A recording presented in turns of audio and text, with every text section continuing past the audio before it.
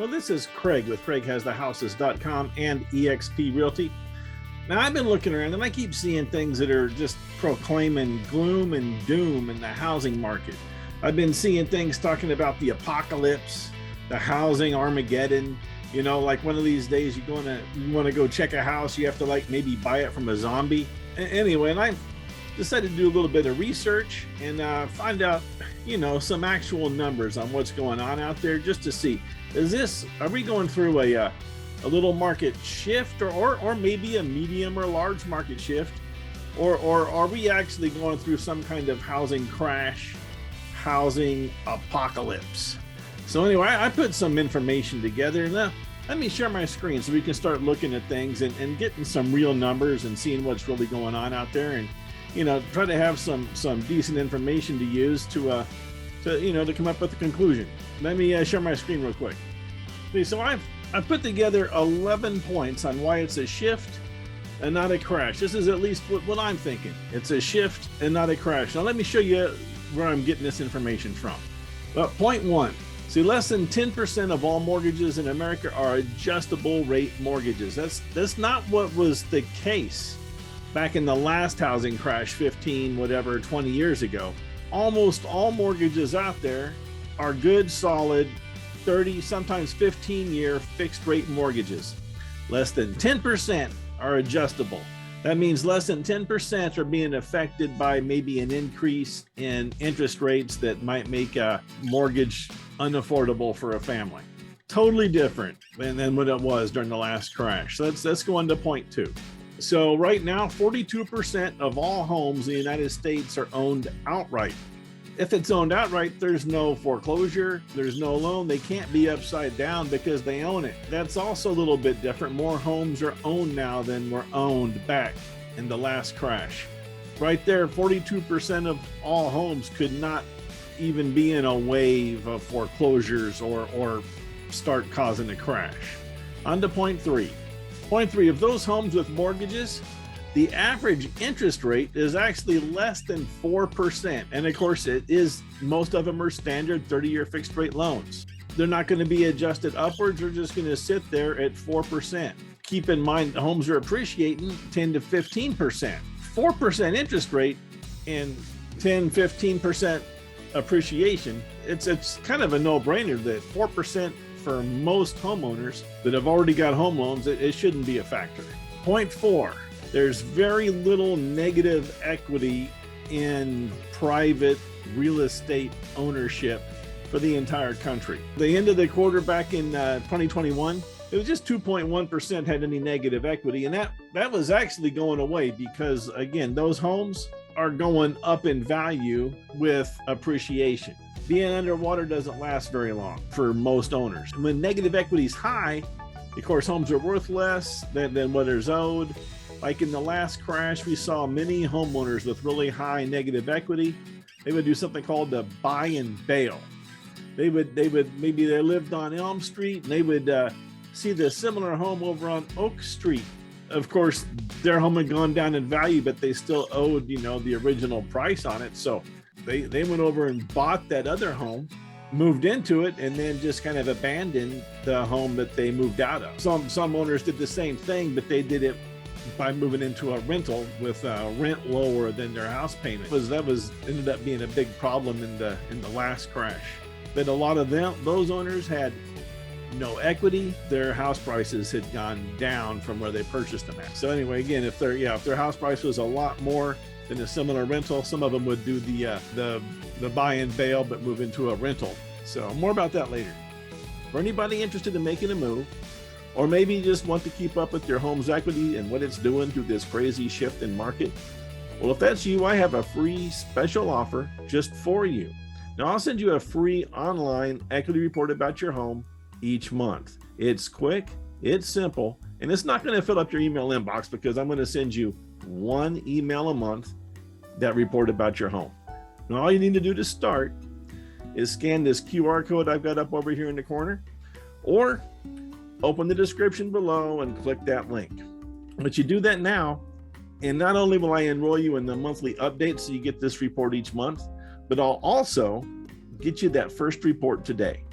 I'm just trying to do whatever it takes to help us get through this crazy shift in market together. So click that link now. And meanwhile, let's get back to what we were doing. Point 5. Nationwide, only 0.7, that's less than 1% of homeowners are behind or late on mortgage payments. There's not a wave of mortgage lenders out there preparing for short sales and foreclosures. They're not training the masses up on how to handle short sales and foreclosures because the lenders also don't see a wave of short sales and foreclosures coming. You know, back in the last crash, it was coming and they didn't have a way to handle it. So it caught a lot of them off guard. Now they know how to handle it, but they're not preparing for it. They're not expecting it either. Point 6, total national value of private residential real estate grew by a record 6.9 trillion just in 2021. So now the total is about $43.4 trillion in private residential real estate. This is more than double what it was during the last, crash a little over a decade ago. It's gone up substantially. Average time on market, this is for selling a home nationally, is less than 60 days. Nationally, the median is 13 days. Here in Las Vegas, just, for the local market, the average time on market for a typical home under about 650,000, that's 16 days, not 60, 16. The median for all homes in the same range is 9 days right now, as of today. We're still in a tight seller's market. Sellers of right-priced homes in nice areas are still getting multiple offers. Again, lenders aren't trying to figure out how to handle a crisis of short sales or foreclosures. Homes on the market, when the seller needs to sell, they're still selling.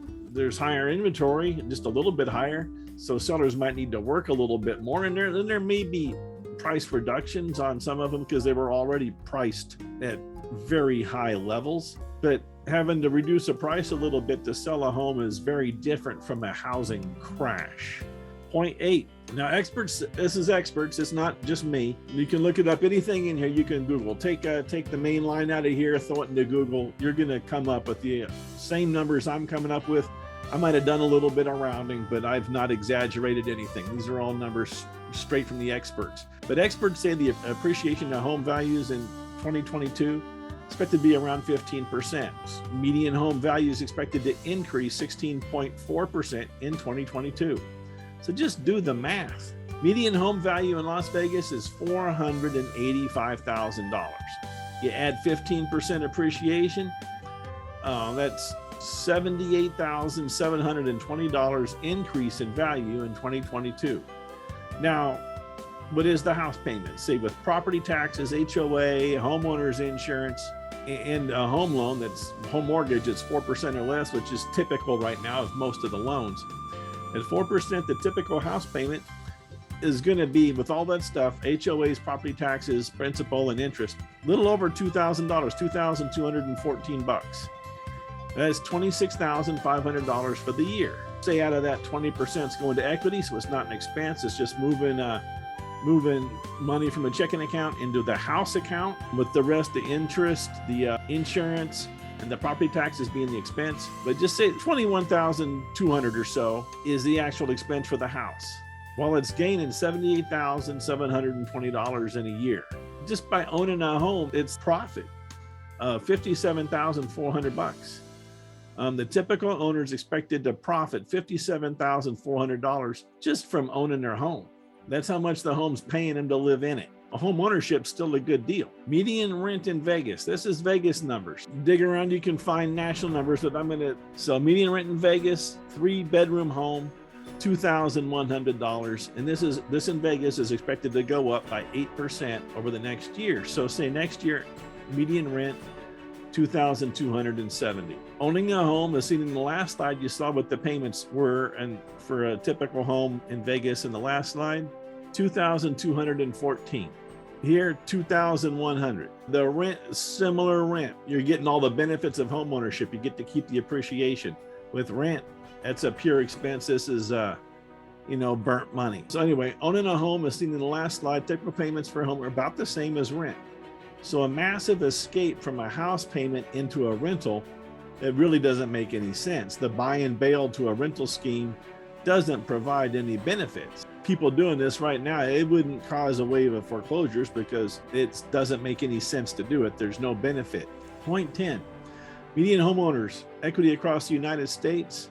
Depends on the source. When I'm checking this, I'm seeing anything from 180,000 up to 220,000 median equity for homeowners, depending. If they were to like do the buy and bail thing where they've bought the house, most of the people be running away from a whole lot of equity, up 180,000 to 220,000. So, and people don't just easily walk away from that. They're going to do whatever they can to protect it. So that means a housing crash is even less likely. Now, making it all work with income to make payments. Unemployment is at an all-time low. Right? You see this on TV. You see this going out there. Everybody's got, everybody's hiring. So people are working. Employers are looking for more workers. Unemployment's not causing the masses to miss mortgage payments. Right now, if somebody did lose a job, there's many other jobs available. Some even have better benefits, increased pay, and a sign-on bonus. Unemployment right now is not a thing causing people to miss payments. How could all this go wrong? If unemployment took over and waves of people started losing their jobs, that could be one big thing. Millions of laid off workers could, it can make a change in the outlook and make it worse. Massive unemployment sweeps the nation. It could make it more difficult or impossible for mortgage holders to make those payments. So what would happen then? If the worst case scenario happened and massive layoffs came, what would happen then? Well, this is Craig, and I just want to say thanks for watching my channel. If you like the content here, please take half a second and click that subscribe button. Also, if you want to get notified when my next video is out, say one of my home tour videos or one of my don't make the same mistake as that guy video, please click that notification bell. Just to be sure you get notified. It'll also help YouTube decide to show this video to other people who might also be looking for good real estate information. Thanks again. Let's get back to the video. What we saw during COVID, the government stepped in. The government does not want everybody losing their houses to foreclosure. The people in the government remember how painful it was 15 years ago when they didn't do anything. When they didn't help out the homeowners, they only helped out the big banks. And that didn't go good because then the big banks just took all that money for profit. We saw firsthand then during COVID, the government refused to let foreclosures hit the masses. If unemployment did sweep the land and the government would step in, banks would give their forbearance 6 to 12 months, add payments to the back of the loan, not ding credit scores, not even charge much of a fee. And for most people, an approach like this would work. And again, that is stemming any kind of huge market crash. It would not be a flood of homes hitting the market because people couldn't make payments. And again, that's just the worst case scenario we're talking about here if unemployment all of a sudden just starts to really hurt America. So in conclusion, with fixed rate 30-year loans that don't adjust, there's high equity in homes, rent payments at or above median mortgage payments, the number of homes owned outright in America, the appreciation rate on homes making an owned home an actual profit center instead of an expense, that the ease of selling homes if one needs to sell, days on market being low, the lack of negative equity in the housing market, and the low unemployment rate making jobs plentiful and easy to find, plus likely government intervention if the worst case scenario did happen. It just seems like a severe housing crash is not likely. So anyway, hopefully that'll clear some things up. If anybody out there is thinking about there's going to be a crazy housing market crash, it just does not seem likely. So thank you very much. Hopefully that provided a little bit of information. If you do like what you see here, click that subscribe button, then click that bell so you get notified when new videos come out. I do send out a new video here every few days or so. And again, just thanks a lot for tuning in, and hopefully you're lined up to have a great weekend.